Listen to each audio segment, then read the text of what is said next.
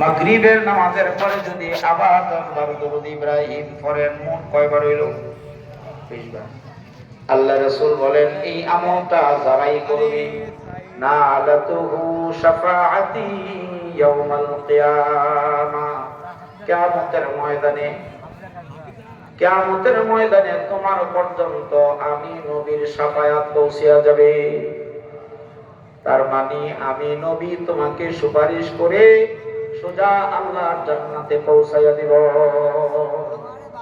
আমলটা খুব বড়।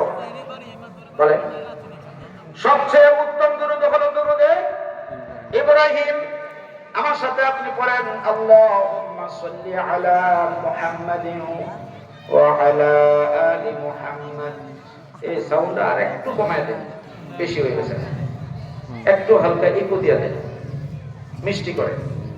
আমার সাথে পড়েন আল্লাহুম্মা সাল্লি আলা মুহাম্মাদিন ওয়া আলা আলি মুহাম্মাদ কামা সাল্লাইতা আলা ইব্রাহিম ওয়া আলা আলি ইব্রাহিম ইন্নাকা হামিদুম মাজিদ।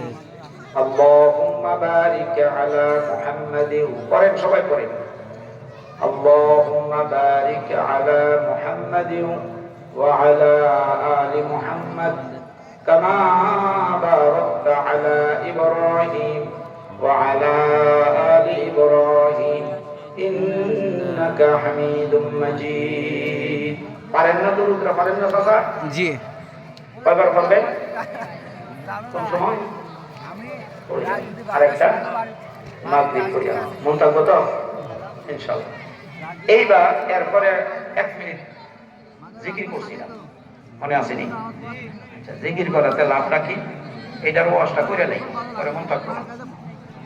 আল্লাহ রাসূল বলেন কোন মানুষ যদি লা ইলাহা ইল্লাল্লাহ এই পর্যন্ত যদি জিকির করেন, একবার লা ইলাহা ইল্লাল্লাহ বলার সাথে সাথে 400 সওয়াব ডান কাঁধের ফেরেশতা তাৎক্ষণিকভাবে বান্দার আমলনামায় উঠায়া দিবেন।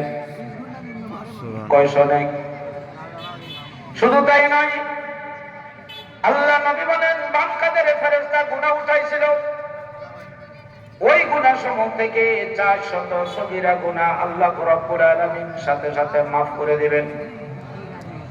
কয়বার জিকির করলে? একবার লা ইলাহা ইল্লাল্লাহ, লা ইলাহা ইল্লাল্লাহ, লা ইলাহা ইল্লাল্লাহ, লা ইলাহা ইল্লাল্লাহ মুহাম্মাদুর রাসূলুল্লাহ সাল্লাল্লাহু আলাইহি ওয়াসাল্লাম। এইবার মোবাইলটা অন কইরা আপনি দেখেন 1 মিনিট ঘড়িটা ধইরা আপনি